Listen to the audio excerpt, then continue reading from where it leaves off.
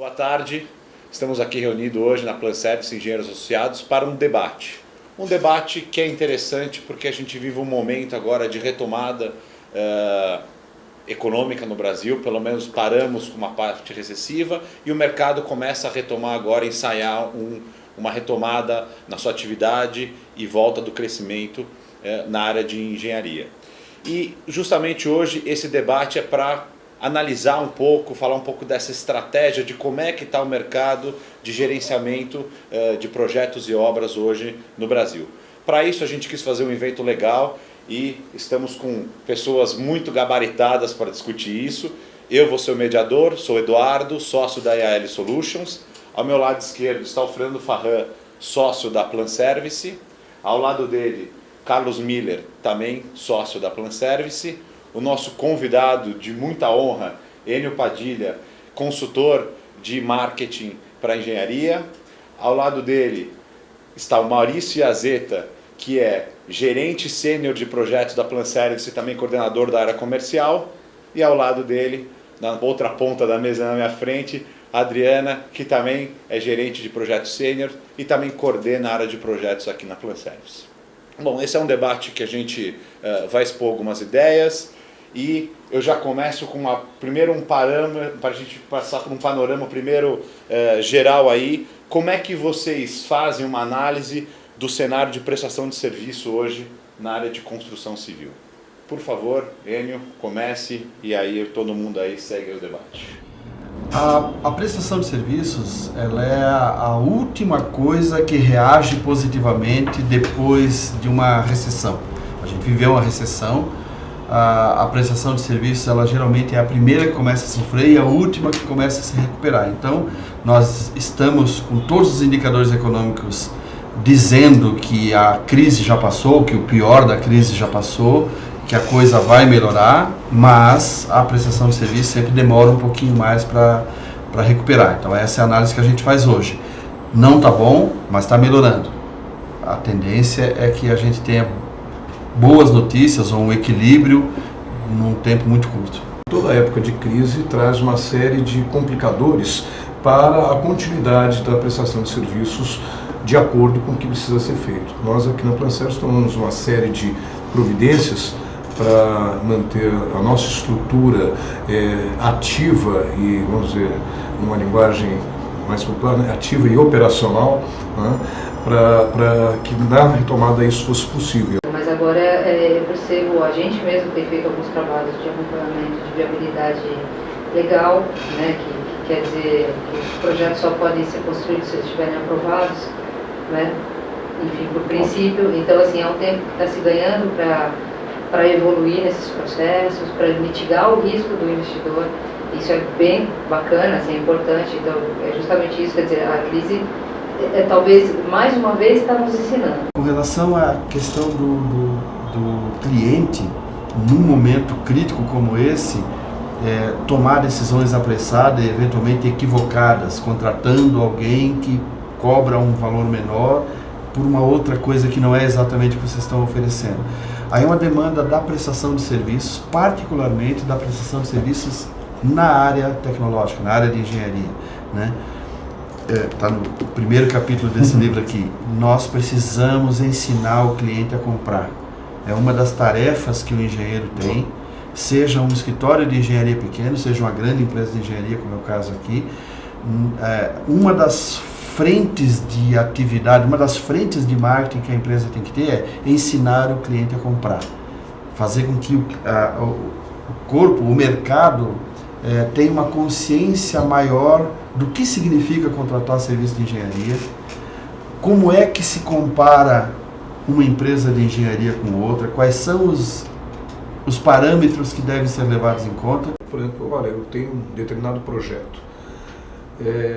Muitas vezes a gente sente que ele define o perfil da equipe, coisa que muitas vezes a gente questiona, porque pela experiência que a gente tem, esse perfil muitas vezes não é o perfil mais adequado. Aliás, quando define o perfil, o que a gente sente é que é muito mais um volume muito maior de profissionais do que efetivamente seria necessário, dada a experiência, dada a tecnologia que a gente comentou aqui, o desenvolvimento tecnológico, a adaptação, cada vez mais a gente tem um acesso à tecnologia que permite prestar melhores serviços, muitas vezes com envolvimento menor de mão de obra, mas enfim, uma mão de obra até mais especializada. É você comprar algum produto de prateleira para comprar um serviço, coisa que eu, na minha experiência, eu entendo inadequado, mas talvez você que tem uma experiência muito maior do que a gente poderia nos fazer uma colocação, né? Eu vejo que eu vou prestar um serviço e imagina-se que aquilo ali tem uma especificação técnica, como é um rolo de papel higiênico, né? Rolo de papel higiênico, tantos metros, com uma densidade tal, com uma suavidade, enfim, embalagem com 6, 12, 18, sei lá quantos rolos que vem no pacote, entrega, quer dizer, alguma coisa que é perfeitamente mensurável, né, para alguma coisa, para comparar um serviço, que o serviço ele tem um desempenho, né, um desempenho a ser atingido, né, a característica da prestação de serviço, para mim, ele não é um produto na prateleira, ele é uma performance a ser atingida ao longo do desenvolvimento. Com base até nessa discussão que vocês estão trazendo, que eu queria perguntar o serviço. A gente está falando de serviço de uma maneira muito abrangente, né? O que é o papel do gerenciamento em um projeto e uma obra? Até para que a gente possa discutir, né, o nosso serviço em si, nessa toda questão de você fazer uma qualificação, uma verificação de preço. O que é o papel do gerenciamento em um projeto e uma obra? O papel do gerenciamento pode ser enfocado de mais de uma maneira, né? Para muitos clientes, o gerenciamento é um mero auditor, vamos dizer assim. Ele está lá para dizer se atrasou ou não atrasou, se atrasou, atrasou quanto, se não atrasou, está quanto adiantado, se o custo está sendo cumprido ou não, e se o projeto que está ali especificado está sendo cumprido. É fundamental que no trabalho de gerenciamento se invista tempo na análise de riscos prévia, né? Que ela deve ser feita desde o tempo do desenvolvimento do projeto, durante o período de contratações e ao longo de toda a vida da obra, né? E essa previsão de riscos, essa mensuração de riscos deve ser cuidadosa, inclusive a ponto de se quantificar em termos de valores quais seriam os prejuízos e quanto seria oportuno investir para que se minimizem esses riscos. Quer dizer, aqui na Plancertos a gente procura realmente se dedicar muito a essa atividade. Não é só o planejamento, que é o nosso DNA, né? Plan Service, quer dizer, o nosso DNA é planejamento, mas dentro do planejamento existe essa atividade de avaliação e de gestão do risco que é fundamental para o trabalho de gerenciamento. Então eu vejo o gerenciamento assim, é aquele grupo de pessoas que tem conhecimento, experiência é muito importante em gerenciamento, né?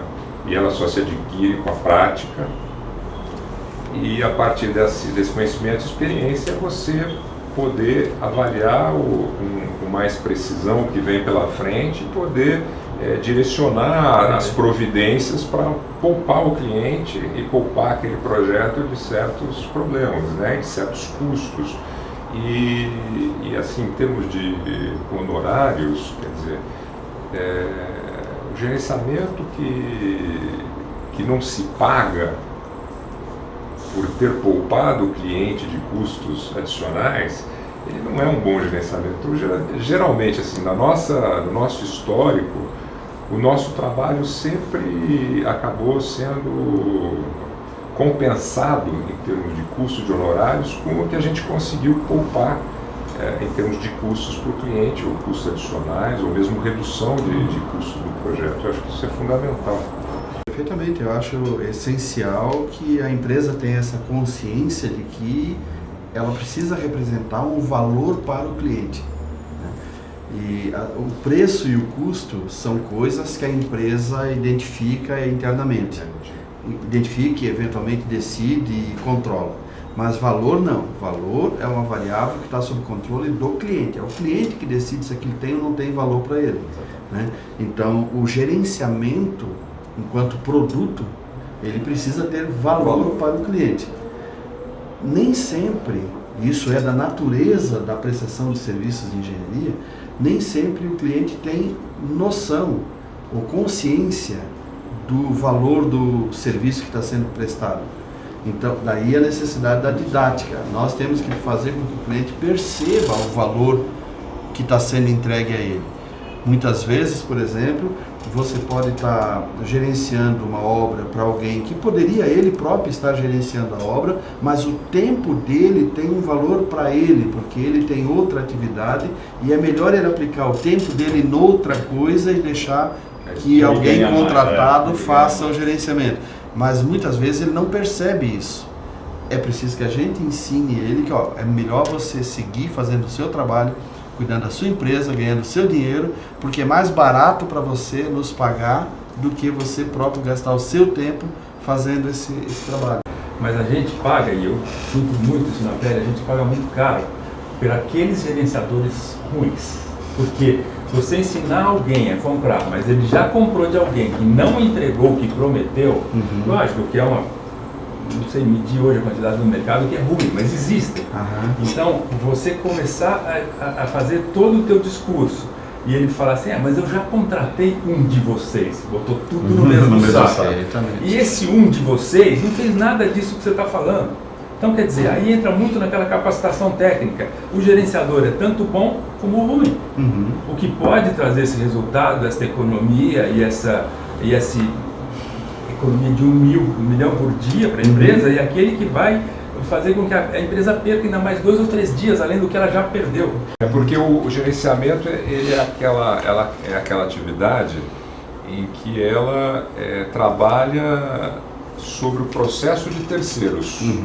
Né? A gente gere processo de terceiros. Então você tem uma construtora, uma instaladora, no contrato deles existe lá um prazo fixado, uma multa por atraso naquele prazo. Então, o nosso trabalho é fazer aquele contrato acontecer. Né? Tomadas as devidas ações para aquele contrato acontecer, quer dizer, se eventualmente há um desvio e não foi ocasionado pela gerenciadora, quer dizer, a gerenciadora também tem um potencial de causar um problema, ela pode ser omissa, ela pode negligenciar alguma coisa. A negligência e a omissão são então, nos nossos contratos, para essas omissões, negligências que provoquem um atraso, uma perda, nós assumimos responsabilidade, existe multa e como é uma atividade, vamos dizer assim, com um potencial econômico que não é alto, porque o gerenciamento do trabalho com o insumo principal é ser humano, depois a gente pode falar um pouco disso, mas é o profissional, é o insumo principal, a inteligência é o insumo principal, então nós não temos ganhos sobre materiais, então o potencial econômico de um trabalho de gerenciamento, assim como de projeto, não é grande. Então, para que o cliente realmente tenha uma garantia efetiva, nós temos seguro de responsabilidade civil profissional sobre todos os contratos. Quer dizer, se o cliente nos processar e nós perdermos uma causa, vai pagar uma indenização, pelo menos nós estamos cobertos. O cliente vai ter como receber aquilo. Eu acho que isso vamos dizer, quase tem um problema das limitações. Como a pessoa, olha, eu faço projeto desde que eu tenha todas as informações. Nós podemos gerir e fazer acontecer desde que dentro de certos limites a nossa linha de ação possa ser cumprida. O que a gente nota, não é o objeto aqui da reunião, mas a gente nota que muitas vezes o acréscimo de prazos se dá por má definição inicial do escopo daquilo que vai ser levado à frente, ou por falhas na definição dos limites orçamentários. Né? Imagina-se que aquilo é possível por 10, só que evidentemente custa mais do que 20. Né? O sonho é 10, mas não adianta colocar isso e iniciar o projeto, porque se as bases não forem reais, não se realiza. A falta de definição acaba levando muitas vezes a redefinição ao longo do projeto. E isso muitas vezes leva a refazimentos por necessidade de adequação àquilo que efetivamente se pretende. Isso é um fator também gerador de aumento de custos e aumento de prazos. Mas até nesses casos, cabe o que ele falou, quer dizer, cabe à gerenciadora ser didática o suficiente para expor essa situação e para que o cliente... mesmo no evento, mesmo que se ocorrer, porque muitas vezes isso parte de mudanças de diretrizes, parte de um amadurecimento interno do próprio cliente.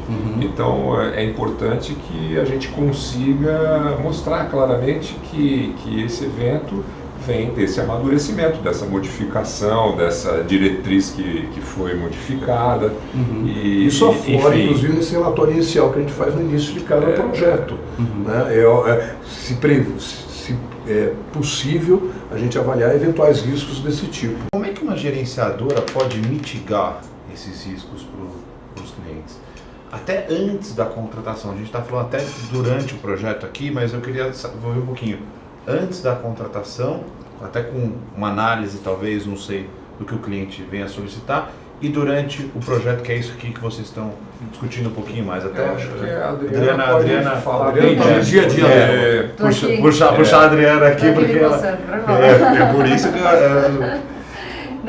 na verdade é assim, eu acho que, sem dúvida nenhuma, isso a gente já falou aqui muitas vezes das nossas reuniões, quanto antes a gerenciadora entra no processo, melhor para todos, para nós, para o nosso trabalho, para o cliente, para o desenvolvimento da obra, para tudo. Porque, na verdade, assim, de fato, o que nos diferencia, eu acho que isso, falando especificamente da Planservice, assim, a gente tem uma equipe muito experiente em vários segmentos. Então, de fato, a gente percebe que quando a gente vai entrar num projeto, a gente já consegue pensar em várias coisas que já, em cases mesmo, assim, que a gente tem, de coisas que a gente pode antever, listar, literalmente, assim, entende? Isso é muito palpável, assim, pra gente. A gente tem essa experiência e a gente consegue transformar isso, sim. Por similaridades que já ocorreram. Exatamente, olha, experiência, vamos fazer hospital, então tá bom. O que aconteceu em todos... Se você parar um pouco para pensar, numa tarde já seria muito, sabe? Assim, de tudo que aconteceu, que a gente tem que começar a trabalhar, ou que a gente tem que ficar atento no processo como um todo. Só isso já é um ganho enorme. E isso a gente precisa, assim, acho que a palavra talvez seja aprender a vender melhor para os nossos clientes, assim, porque de fato isso a gente tem, né? A gente não tem dúvida que a gente tem. A gente tem certeza absoluta, porque a gente trabalha nisso o tempo todo e a gente vê uma equipe de A a Z muito preparada para isso. Quanto antes a gente entra, meu papel, por exemplo, numa coordenação de projeto, imputar esses problemas já na definição do produto do cliente é perfeito, entendeu? Porque a gente já sai com um projeto viável, aprovável, dentro do custo do cara, sabe assim? Então a gente consegue ajudá-lo a viabilizar o investimento dele, né? E não só mitigar risco, né? Mas assim, mitigou risco, mas também coube dentro do bolso, entendeu? Isso é muito possível da gente fazer. E eu acho que a gente precisa transformar isso, sim, numa forma mais palpável, assim, possível de mostrar para o cliente, olha, a gente já identificou tudo isso aqui para você. Na primeira reunião, no kick-off, entendeu? Vamos conversar sobre esses pontos? O que você pensa disso, disso eu nem pensei. Ah, não, isso eu já sei o que fazer, né? Então, enfim, porque de fato, eles também são muito experientes no negócio deles, né? Então, o que a gente tem certeza também é que nós somos complementares. E isso é muito nítido no nosso dia a dia, na obra, ali no nosso trabalho mesmo no front, percebe que nós somos um corpo do cliente ali, neste processo, né? Assim, a construtora, os outros todos contratados são contratados. Nós somos complementares, entendeu? A gente é o olho deles no dia a dia, ali no detalhe. Então, assim, a hora que a gente se põe no papel de ficar olhando muito por cima, não, o papel da gente não é esse, tá lá mesmo, tá lá. Entendeu? Tá presente no dia a dia, e aí a gente consegue detectar coisas que muitas vezes, assim, passou aquele dia, no dia seguinte você já não viu mais. Você entregou uma planilha de controle físico-financeiro, por exemplo, se ninguém fez uma análise, aí a diferença de você entregar uma informação e de analisar a informação que você está entregando, né? Se você entregou o dado, pura e simplesmente. Entregou o dado. Pelo amor de Deus, ninguém olhou isso direito. Que é o que o Fábio comentou aqui. Né? Sabe, a semana que vem já estourou o custo. Mas antes de contratar, como falou o Edu, Sim. É a grande dificuldade. Mas E aí tem como é que a gente ensina o cliente. E isso só é possível, e eu posso estar errado, mas eu acho que é necessário um contato com o cliente de forma que ele possa avaliar e a gente possa avaliar também quais são os problemas que ele tem. O que é muito difícil, voltando àquilo lá, né? Quando eu recebo um documento para precificar, que vem por e-mail ou por uma plataforma de contratação online, né? E isso acaba gerando um leilão de valores no qual sequer há a possibilidade de analisar e falar, gente, o escopo é diferente desse, que eu acho que é aquilo que ele falou, como é que você ensina o cliente, né? E o Edu colocou, como é que a gente pode fazer isso antes de contratar? Contratado, a gente sabe como é que é, e o Mas aluno aí, sabe. Carlos, entra aquela história que você falou do papel higiênico no início. Você comprar o papel higiênico é uma coisa, você comprar o serviço técnico, o que é melhor? Você comprar um serviço técnico de alguém que já teve meia dúzia de obras daquele tipo, que já passou por algumas questões pertinentes àquele tipo de obra, ou quem está começando agora? Mas como é isso que que a ele pessoa disse. vai... Então, mas como é que a pessoa vai passar? A dificuldade é Esse que é o grande problema. Como é que isto entra dentro de uma... Como é que você mostra isso para uma plataforma? Para uma plataforma, como é que você consegue passar, que vocês citaram várias vezes, pessoas com equipe e experiência? Tá, como é que a negociação, via de regra, ela é feita sem, em nenhum momento há uma reunião na negociação, ela é automática, ela é sempre feita online? Hoje existe um subproduto da Lava Jato no mercado, que é o seguinte, se instaurou um clima de pânico, principalmente nas empresas grandes. E a gente não nega a necessidade de compliance, a gente tem compliance aqui. Nós temos muita governança aqui. E a gente se dedica com total seriedade a manter esse compliance em ordem. O que, em nome do compliance, tem se feito é o seguinte, é se contratar, quer dizer, o cliente genérico contrata uma outra empresa, uma plataforma de concorrência. Então, toda a comunicação com o cliente passa a ser feita através dessa plataforma de concorrência. Então, você recebe um convite automático, você entra nesta plataforma com aquele login, com aquela senha que você recebeu, aí você lê lá as condições da concorrência, aí você faz o download dos documentos técnicos, aí você prepara a sua proposta e no dia X você carrega naquela plataforma a sua proposta, o seu preço, faz lá meia dúzia de declarações, envia alguns documentos, tipo o seu balanço, as certidões negativas, tal. E isso é analisado completamente em off e um certo dia... Dúvidas são tiradas, mas é verdade. com respostas curtas e grossas, quer dizer, você pergunta... Você manda perguntas para a plataforma e recebe as respostas pela plataforma, que são também distribuídas para todos os concorrentes, para manter uma igualdade. E no final das contas você chega a um leilão de negociação, um leilão reverso, que você vai baixando o seu preço, e está feita a contratação. É aquela situação que você tem que dar tempo ao tempo, porque isso não se evidencia... É um processo novo. Isso não se evidencia num primeiro momento, é diferente de você...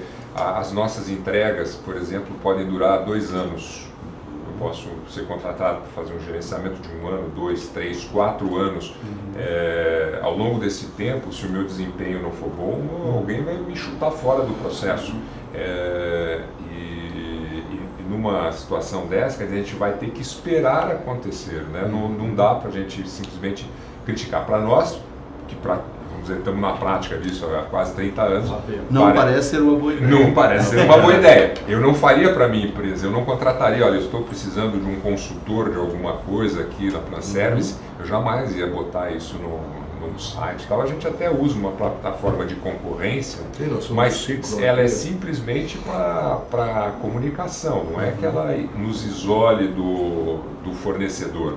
Ela simplesmente é usada para que a gente tenha todos os passos registrados, para que o fornecedor no futuro não diga, mas essa informação não recebi, por isso que minha proposta ficou assim, essa folha de projeto não veio naquele jogo que você mandou. Não, a gente tem log de tudo nessa plataforma, então não tem alegações. E a comunicação é direta também, então tem algumas vantagens de usar uma plataforma, mas sem eliminar o contato pessoal, porque senão você não vai ter a sensibilidade do que você está, de com quem você está tratando. Então, nesse caso, acho que uma coisa que qualquer empresa, e a Planservice inclusive, pode propor ou solicitar, né, é que esse item também faça parte, ou seja, que ok, tem a plataforma, isso aí é bom, isso equaliza de certa forma a prestação de serviço, mas tem que incluir como um dos itens da plataforma uma reunião presencial, ainda que não precisa ter uma reunião individual, se é esse o medo que eles têm. Uma reunião com todos os servidores, de 2 em 2 ou de 3 em 3, sem problema. O importante é que nesta reunião vocês tenham a opção de, no olho, jogar alguns elementos que na plataforma não é possível.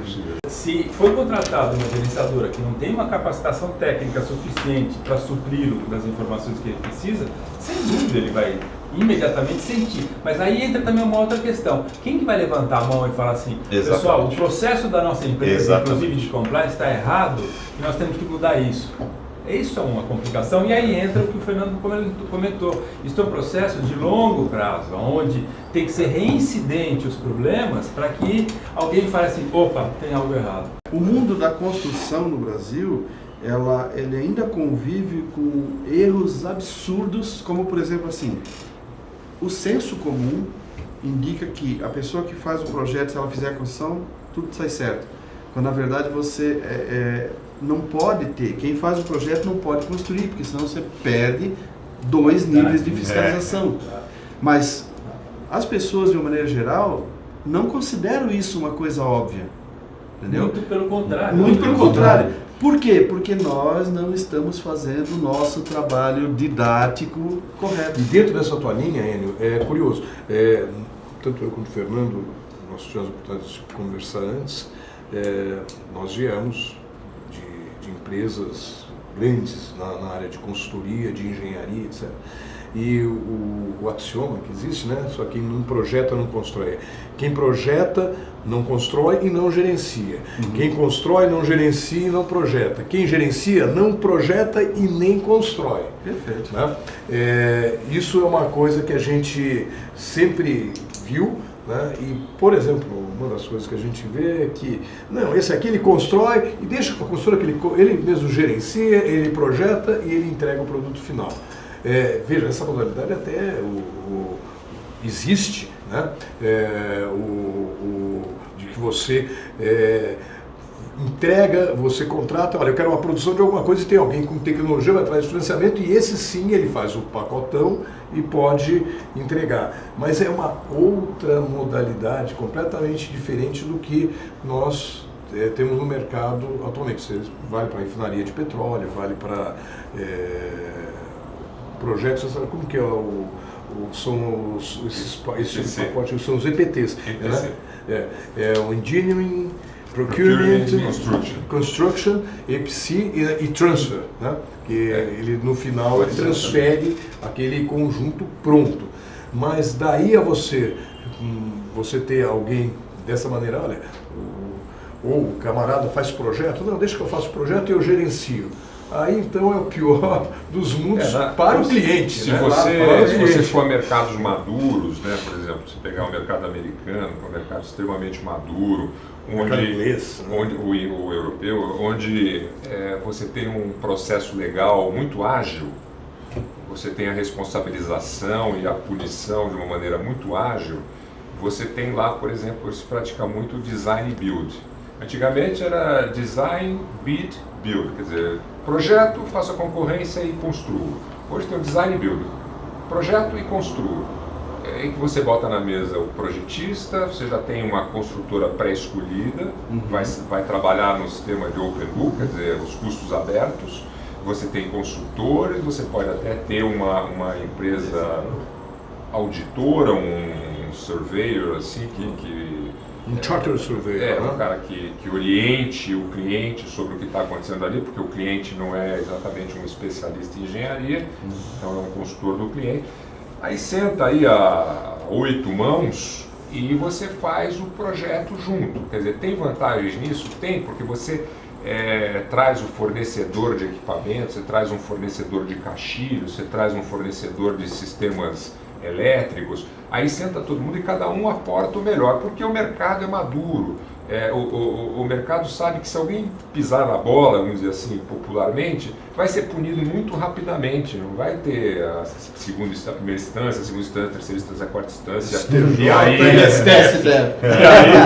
e aí caduca ou vence o prazo, prescreve o prazo e o que não acontece nada.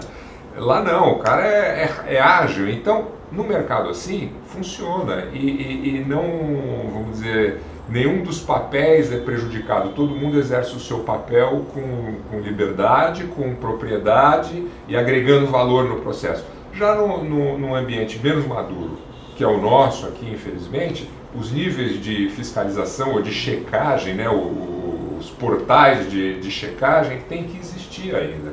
Então é importante você ter a independência dos participantes do processo. Essa questão do mercado maduro que a gente está colocando, o nosso mercado ele é igual para todos os nossos tipos de clientes. Eu estou falando de industriais, investidores, shopping center, hospitais, ou existem diferenças para esses tipos de cliente para o gerenciamento? Eu acho que existem diferenças, sim. Existem pela abordagem que cada cliente dá àquele patrimônio, né?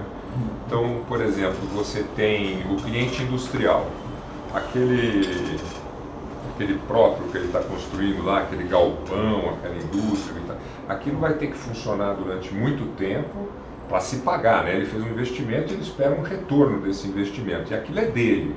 Então ele quer o melhor possível, né? Dentro da relação custo-benefício mais adequada, ele quer o melhor possível, uma coisa que na frente ele tenha facilidade de manter, que não vá se degradar rápido e que principalmente ele não tenha problemas de interrupção de produção, essas coisas. Então esse é o enfoque do cliente industrial. O mesmo você pode dizer, por exemplo, do cliente hospitalar. Data center. Portanto, chama-se facility, né?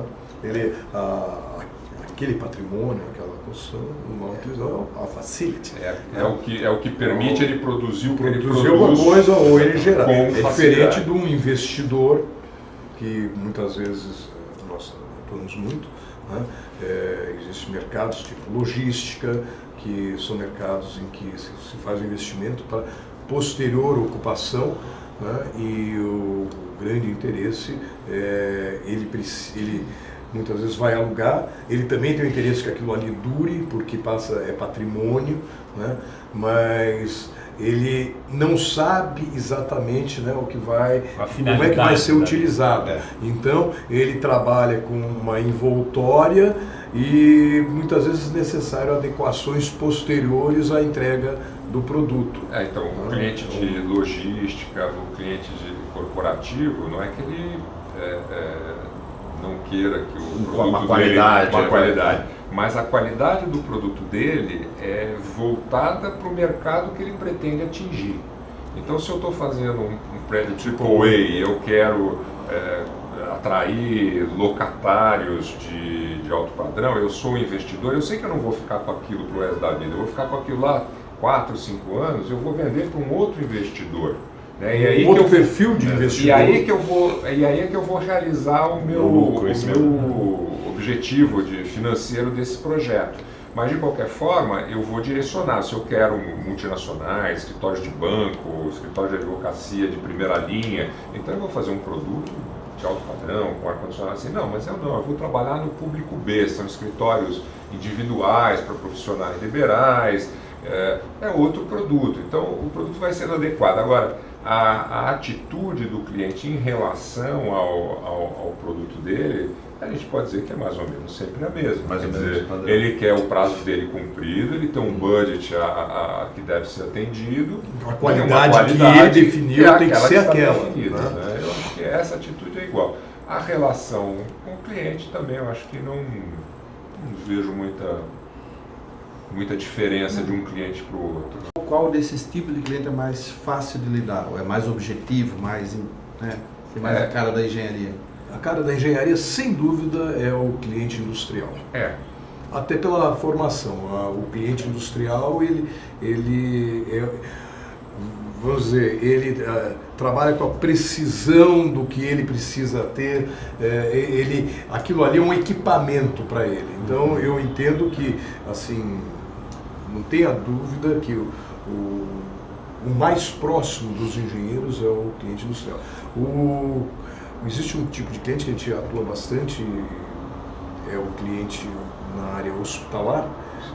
Primeiro, o projeto hospitalar é o mais complexo dos tipos de projetos, de edificações que a gente pode encontrar. Não só o desenvolvimento dos desenhos e todas as especificações, como a implementação, porque os requisitos são extremamente apertados, né, são rígidos, e a característica no projeto hospitalar é que ele tem muita mudança, porque o desenvolvimento dos equipamentos, da tecnologia dos procedimentos, etc., eles acabam levando a necessidade de revisões ao longo do projeto. Um projeto hospitalar é complicadérrimo, não só pela característica da edificação, como ao longo da implantação e, lógico, consequentemente, a gestão. Ele tem uma necessidade, uma rigidez de especificações, uma complexidade da parte projetiva, são grandes volumes de, é como sala limpa, né? Na área industrial, mas você tem volumes e de ar que não podem cruzar, ou seja, isso ocupa espaços, é uma engenharia complicada e ainda tem mais um complicador, que ao longo do projeto, as modificações que passam a ser introduzidas, não é porque não tinha definição anterior, é porque o mercado na área de saúde, ele tem uma série de mudanças que são muito rápidas e isso aí implica também no projeto. Então, se você nos perguntar como complexidade até para o trato, eu acho que o cliente na área hospitalar, né? Felizmente, o que nós notamos é que na área hospitalar, os contratantes também são extremamente qualificados e conhecem isso com profundidade. Eles sabem o que é que eles... Eles sabem o que eles precisam comprar. Eu acho que isso é diretamente porque é muito proporcional complicado. à responsabilidade do produto. Então, se eu tenho um hospital que tem uma responsabilidade X, se eu tenho um data center que tem uma responsabilidade semelhante à de um hospital, as questões técnicas são muito mais valorizadas e aprofundadas do que um centro de logística, que a função é mais básica e mais simples do que essas outras. Então, mas isso, Mal, eu acho que tem a ver também o seguinte, quando a gente está fazendo um projeto de hospital, por exemplo, num dado momento que não é quando a gente está de fato projetando, já é muito provavelmente quando a obra já está acontecendo, o pessoal operacional entra. Que esse sim é o cara que... É que eles entram várias vezes, né? Eles entram antes, mas vai assim, mudando. O cara que está ali, mesmo no dia a dia, ele vai dar opinião no projeto, e o que é muito importante, de fato é. E é aí que entra a mudança mesmo. O equipamento que eu tenho aqui já não é mais o equipamento que você projetou, que é o que o Carlos está dizendo. Isso vem do cara que vai de fato operacionalizar aquele departamento dentro do hospital. E aí a gente conhece, ou seja, a realidade do hospital entra num momento onde já está tudo muito maduro. Né? E eu tenho certeza que isso não é possível acontecer antes também. Acho que por todo o processo que eles têm. Né? Isso é o que mais implica em modificação. E são modificações extremamente importantes para o projeto. A gente falou bastante da parte de experiência, de pessoas, disso ser realmente uma parte fundamental no gerenciamento, né? E a Adriana tocou logo no começo na questão tecnológica que vem aí acontecendo. Isso pode alterar o mercado de gerenciamento? Ou como a tecnologia ela pode vir a mudar esse jogo do gerenciamento? O que você acha? Acho que sim. Sim. Sim, na verdade, assim, mais uma vez, né, aprendendo com a crise, a gente já viveu isso outras vezes, tanto com fazendo projeto, fazendo obra, fazendo gerenciamento, a gente sabe disso. Algumas vezes a gente já foi apresentado por alguns programas que ninguém acreditava que ia ser... Ia dar certo. Que ia vingar, né? No jargão, assim, que ia vingar, mas que vingou e que a gente usa sim, entendeu? A gente usa e usa muito, né? E um exemplo que a gente fala muito, os arquitetos falam muito, AutoCAD. Ok, eu fiz uma faculdade inteira na prancheta. Na hora de apresentar meu trabalho de graduação, no AutoCAD. Tive que fazer isso. Então, assim, ou eu estava ligado o tempo inteiro, mesmo não tendo essa matéria na faculdade, e tendo que apresentar, e agora a mesma coisa o Revit, o BIM, né? É uma fase bem difícil, porque esses programas, nem todos são amigáveis, né? Como a gente costuma dizer assim, e é de fácil, essa transição nem sempre é fácil. A gente tem que aprender a desenhar de novo, a gente tem que aprender a planejar de novo, a orçar de novo. Mas isso tem um ganho muito maior, na verdade, assim, que eu acho que isso que é difícil ainda a gente conseguir vender, entre aspas, vai, assim, mas acreditar muitas vezes até, é que de fato a informação vai ser mais confiável. Que esse é o ponto. Então, assim, de confiabilidade de informação, que é aí que a tecnologia nos ajuda. O trabalho analítico nunca vai sair da gente. Não substitui. Nunca vai ser substituído. Nunca, nunca. Isso a gente de fato tem que ter na cabeça. Agora, o dia a dia, ele sempre num primeiro momento é mais trabalhoso, ele é mais demorado, ele é mais oneroso, entendeu? Assim, então, ele tem esse processo que fatalmente é o que a gente está passando agora. Né? Exatamente agora é isso que a gente está penando ainda, né? Todo mundo treinando, todo mundo fazendo plano piloto, sabe, assim, para começar a pôr a mão nessas ferramentas novas, que são várias, na verdade, são várias. A gente fala muito em BIM, mas não é só o BIM, né? A gente tem visto vários outros aqui, de planejamento, de entrega de obra, coisas muito legais que a gente está sendo apresentado, e esse tempo que a gente está tendo agora está sendo essencial para isso, de verdade, porque a gente pode ter mais tempo para se dedicar, receber gente, apresentar várias pessoas que estão tentando vender o mesmo produto. Vamos ver, vamos aprender a comprar, né? E depois para aprender a vender, mostrar essas diferenças. Então, assim, esse tempo está sendo essencial. E para conhecer novas tecnologias e ter certeza daquilo que a Planservice vai investir, que a gente vai de fato querer trabalhar com ela, eu acho que são ferramentas muito legais, muito boas mesmo, que vão trazer mais confiabilidade na informação e deixar o cara que tem que analisar com mais tempo para isso. Que isso é uma tecla que o Carlos bate muito na gente nas reuniões de gerenciamento, que é de fato, assim, a gente tem que ter mais tempo para fazer o trabalho analítico, que é esse que é o nosso trabalho principal na gerenciadora. Você não tem que produzir. Senão você produz até Você tem que produzir. Você, na realidade, você não tem que ficar trabalhando muito tempo no dado. Você tem que, daquilo ali, transformar a informação, e da informação, qual é a melhor decisão. Na prospecção, Maurício, as empresas querem ouvir esse tipo de mensagem ou é não, difícil? Eles querem ouvir, mas a grande questão é a seguinte: quanto mais eloquente for o vendedor, melhor eles entendem a mensagem. Só que eloquência não quer dizer, não é sinônimo de eficiência. Eu posso ir lá e te vender porque eu falo bastante, sou simpático, sou envolvente, e depois quem vai entregar uma outra pessoa que não faz nem ideia do que eu prometi, ou que não tem esta capacidade. E nós estamos exatamente no mesmo barco, porque o comprador está ouvindo a mesma coisa. Ele está ouvindo de alguém. Se os dois vão lá e falam a mesma coisa, ele contrata os dois no mesmo plano. Quem diz que os dois têm o mesmo plano? Eu posso vender a Adriana como uma excepcional gerente sênior de contrato. E o meu concorrente pode vender também um sujeito que tem 2 anos, 3 anos, ou 5 anos, ou 20 anos de mercado, que não tem metade da experiência. Uma bela maquiagem falando a mesma coisa. O meu tem 20 anos de mercado, bem mais do que o seu. Imagine então a capacidade dele. Se o cara imaginar que a capacidade dele pode ser muito ruim, não tem nexo nisso tudo. Entendeu? Então a questão eu tenho que vender, e esta é a nossa função. Eu tenho que vender e mostrar o que eu vou fazer. Depois que eu vendi, eu tenho que mostrar que eu fiz. Por quê? Porque aquele cliente, ele pode ser novamente cliente nosso, ou, claro, pode o amigo dele falar assim, poxa, eu preciso contratar uma gerenciadora, que foi um caso que aconteceu aqui com a gente. Muitos casos. Nós perdemos uma obra por uma gerenciadora que vai justamente de encontro a isso que eu estou falando, quer dizer, vendo uma coisa que não sei se eles vão conseguir entregar, e um conhecido deste cliente que nós perdemos indicou a nossa empresa para esse amigo, o amigo nos contratou e teve resultado.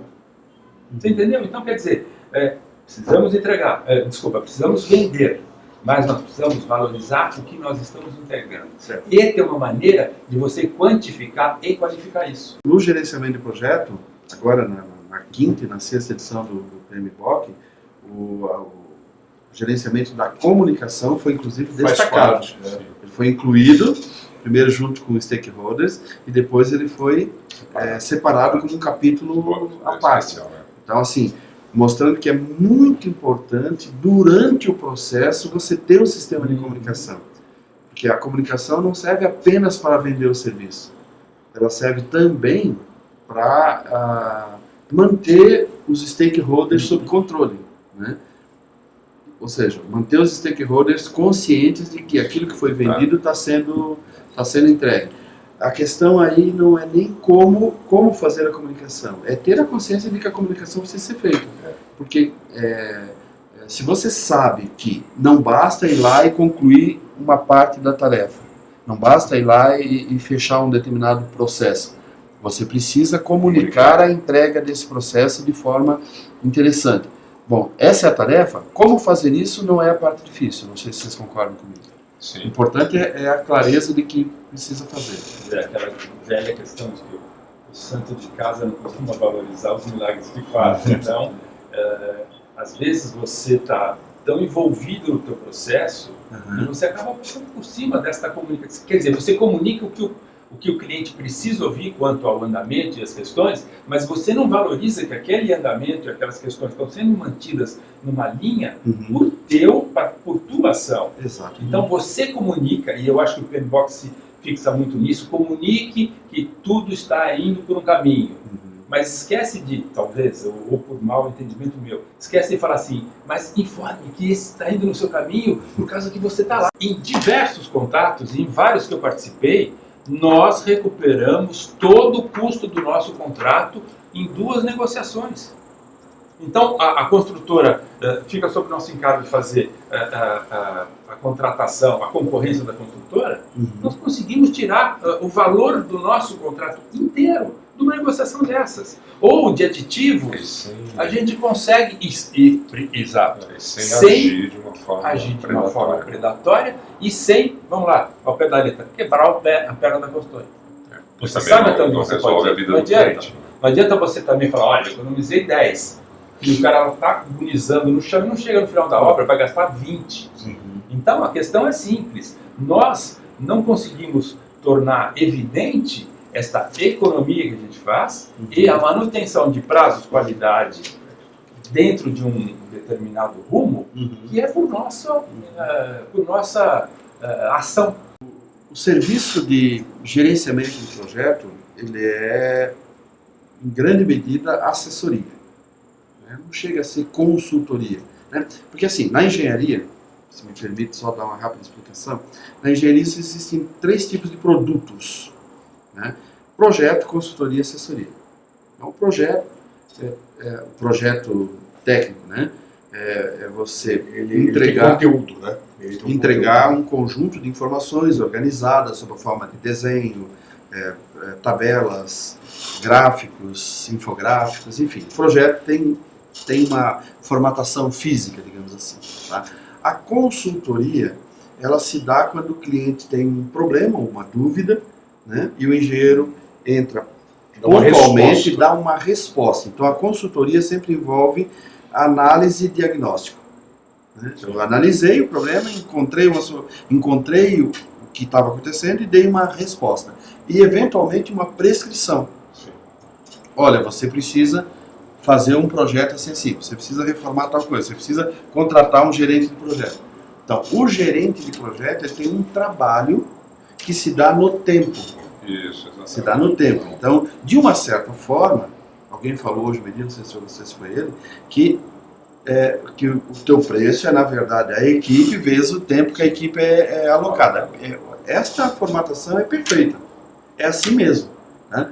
Porque enquanto no projeto você está cobrando pela estrutura que você precisa ter para poder produzir aquele projeto, na consultoria você vende a solução, você vende o lucro que você está dando para o cliente, o reflexo do lucro que você está dando para o cliente. Na assessoria, que é o gerenciamento do projeto, você está vendendo o tempo da sua equipe, o tempo dos seus profissionais, tá certo? Então, como fazer o cliente valorizar isso, perceber isso, é quanto tempo você economiza para o cliente.